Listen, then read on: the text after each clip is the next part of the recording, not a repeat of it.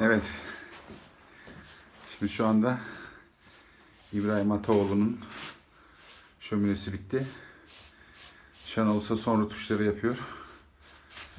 Şenol Usta, söyleyecek bir şeyimiz var mı? Hangi kanal? Hangi kanal? Artaş.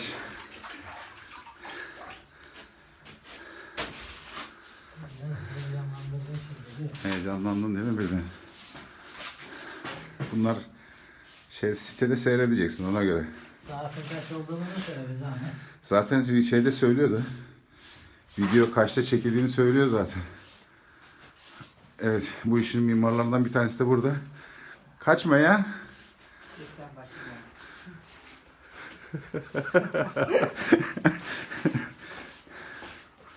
İbrahim Bey'i de alalım şöyle biraz.